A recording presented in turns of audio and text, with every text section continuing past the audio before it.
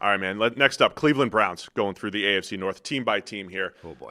Browns finished last in the AFC North. One of the bigger offseason stories, given their quarterback situation, picking at the top of the draft, trading down from the number 2 spot here. And, of course, Deshaun Watson now out after, can we officially call it the worst contract in NFL history? I've been calling that for years now. Officially, yes. The worst contract in NFL history. Deshaun Watson out. So, yeah, it'll be interesting in Cleveland because I think there was a dynamic in Watson's play that felt like it just dragged everybody down. Yes. Because he'd been there for 3 years. Well, not just his play, but everything. I mean, the whole situation dragged everybody down. But I don't know if I've ever seen anything like it where, look, Watson used to be a really good player. Obviously, all of the off-field stuff that was awful, and then on the field, it kind of matched and was bad and also just made everybody worse, right? You've got this good offensive line that looked worse. You have a team that made a playoff run in 2023, and that 23 team looked worse when Watson played than when Joe Flacco off the couch played. And then last year, similar story. Jameis Winston comes in and all of a sudden starts doing things in 1 and 2 games that Watson didn't do in 3 years in Cleveland. So there's this element where it feels like the roster's getting worse and worse, but maybe just losing Watson from the roster. Seriously. That anchor might actually make them a little bit more competitive than it seems on paper heading into the year. That's what makes the Watson thing is so fascinating because, when everyone railed against it at the time, it was like, okay, it was a moral outrage. It was like, this guy has 23 separate accusations of sexual misconduct, and you are selling your soul. You are selling your moral soul and your moral authority as a team just to get better on the football field. And that just felt dirty.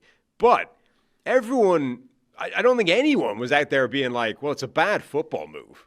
Like, he's not a good player. He's not as good as you think he is. That's the reason it's a bad move. Everyone was like, we can debate how morally repugnant or otherwise this move is, but I understand why you would do it for pure football reasons. What makes it such a catastrophe is that it's been a disaster on the field. Like, Watson rocked up and was immediately trash from start to finish and has never looked like the player he looked like in Houston before all of this surfaced. So you sold your moral soul. You sold a bunch of first-round draft picks. You gave him an unprecedented contract that the rest of the league is literally treating as it didn't happen, right? Let's all close our eyes and pretend that fully guaranteed contract doesn't exist because nobody wants that precedent.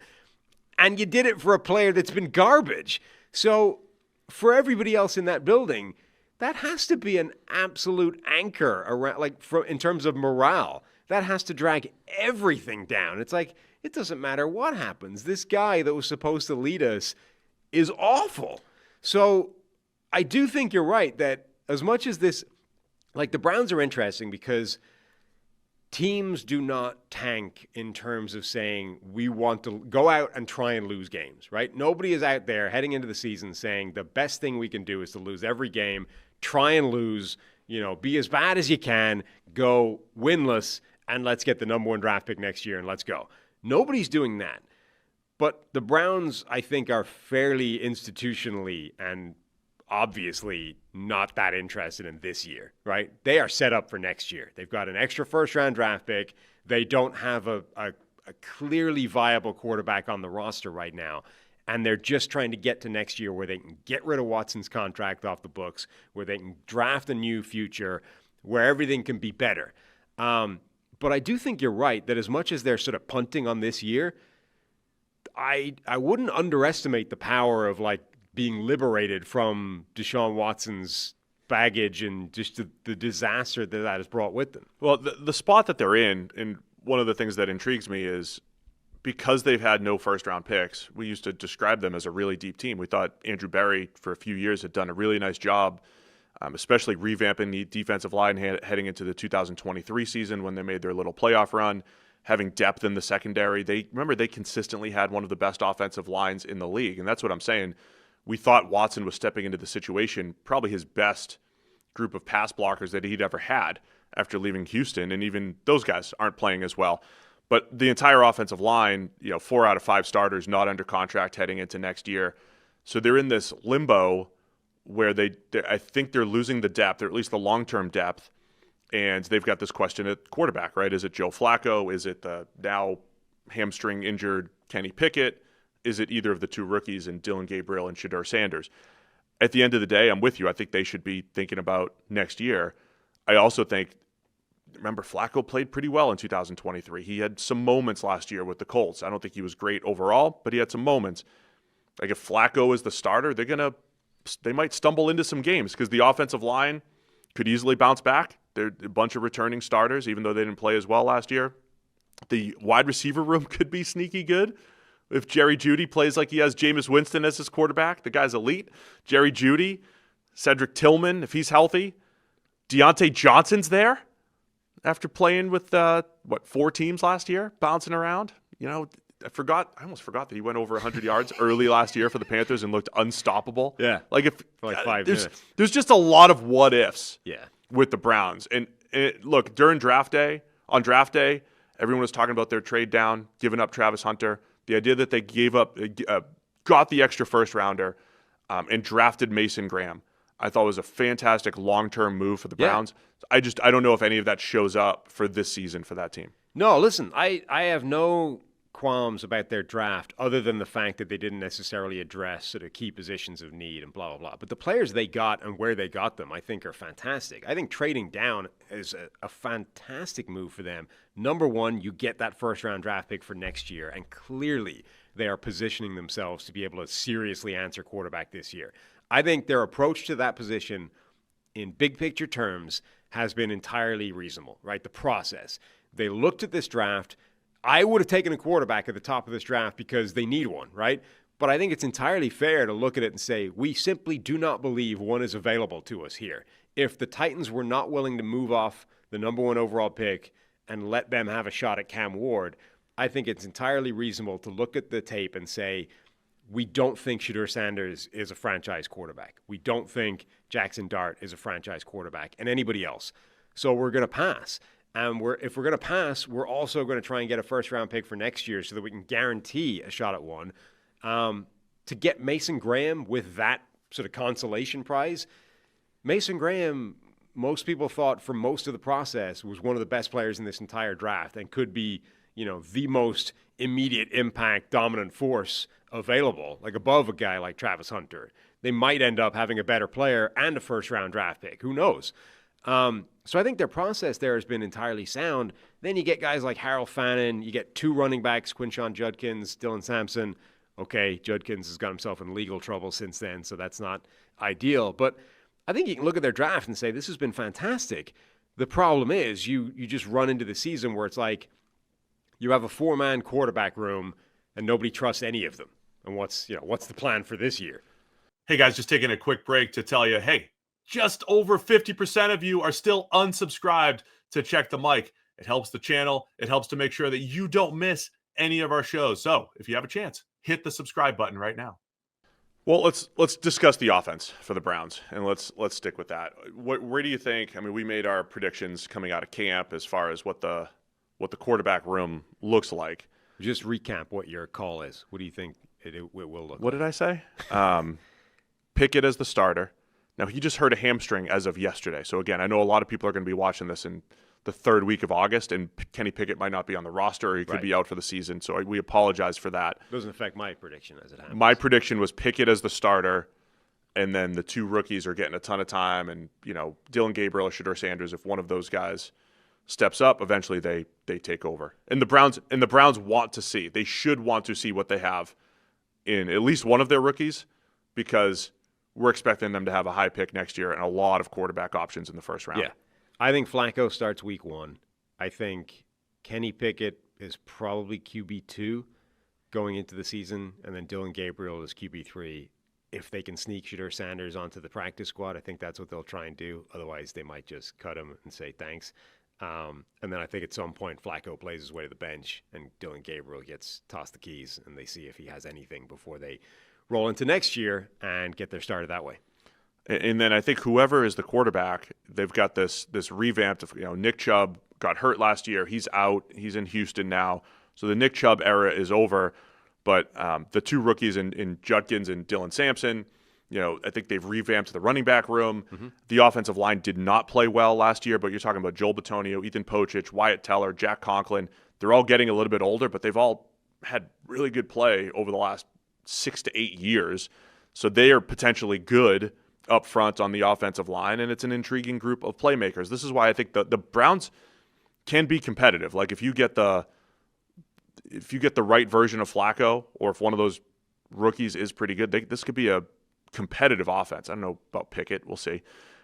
Could be a competitive offense. I don't have high hopes. I think it's one of the worst offenses in the league on paper, but they could get to better levels. I think the defense though is more intriguing and has a chance to be better than they were. Yeah, the defense could be pretty nasty. The offense, I don't know. Flacco, I think, is kind of fool's gold at this point in his career to me. I think he's capable of putting up a lot of yards, and he's capable of sort of sparking something in an offense but I think that's more of an indication of just how badly Deshaun Watson had dragged everything. Because remember, the other element there is not only was Watson playing like garbage and dragging everybody down from a morale point of view, he was also ruining the offense because Stefanski spent the last couple of years trying to like unbuild his offense to try and make it something that Deshaun Watson could work with. You know what I mean? So you've got this offense that was one of the better schemes in the NFL. I mean, Stefanski came from Minnesota where everything was good and he was being talked about as this, offensive genius, QB guru, et cetera, et cetera. You bring in Watson and he's had to like unmake his offense over the last couple of years and try and create something that would get any version of Deshaun Watson that worked. I mean, if you get rid of that and Stefanski gets to bring his offense back, it might have a huge step forward just by having the scheme that was supposed to be running. Let's talk defense a little bit. Of course, you and I rave about Myles Garrett and how difficult he is to block. I think this defensive line overall has a chance to be good. Remember, a few years back, they had no help from Myles Garrett. 2023, They bring in Zadarius Smith, Dalvin Tomlinson. They kind of load up and have one of the best four-man rushes in the entire NFL. Last year, it regressed. This year, though, I think they have a chance to get back. Isaiah McGuire has played well last year. Mason Graham, who we mentioned as a first-round pick. Michael Hall, last year's second-round pick, I think has a lot of potential at defensive tackle. I think it's a pretty good defensive line, and they've had the same level of inconsistency in their secondary with Martin Emerson Jr., Greg Newsome, Denzel Ward. Those guys have had their ups and downs over the last couple of years. But it reminds me of the offensive line. If the range of outcomes for their secondary, for their offensive line ends up on the positive side, we've got a very competitive Browns team. But I think this defense has a chance to be really good. Yeah, I mean, the defense could be really, really good. I worry about the offense regardless of who the quarterback is. I think the offensive line could be a problem. And even if it's not this year, like 3/5 of it are out of contract at the end of the year. So that's its own problem. That's the part I wanted to bring up. If you're Andrew Berry and the Browns, I think Andrew Berry has more years as the general manager here in Cleveland. I don't think he's getting. I don't think he's getting fully blamed for the Deshaun Watson thing. Right? You're in a division that might be the best division in football between the two teams we already talked about, Ravens, Bengals, and the Steelers have 1 year of Aaron Rodgers. Who knows how good they could be? Right. We'll talk about him in a minute. The Browns have so many expiring contracts. Yes. I do wonder if Watson, they get away from him at the end of this year. Do they play like this is what baseball teams do? You get to the trade deadlines in a couple days, you're getting rid of all your players. Are the Browns going to be like legitimate sellers? Like they could trade 4 or 5 players. It's tough to do that in football because you need backups. You can't have nobody play. But for O-line needy teams, for cornerback needy teams, Emerson, the offensive line who I mentioned, they just have so many players that could help other teams by week 6, 7, or 8. I just wonder if the Browns are like, we want to have 12 draft picks, 15 draft picks next year and completely overhaul this thing.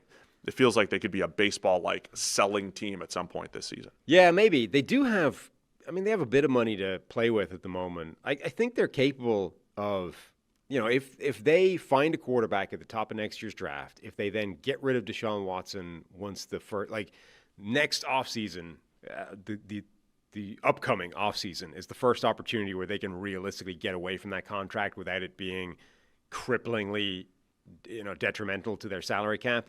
If they can get rid of Watson, get a new quarterback, I think they have the money to sort of maintain the roster around the new quarterback, whoever it is, even with, 3/5 of their offensive line expiring contracts, etc. All right, man. Over under, by the way, I hadn't mentioned it. 5.5 per FanDuel for the Browns here. Again, I think they're in transition. I would focus mostly on 2026, but also think they have the ability to be really competitive for this year.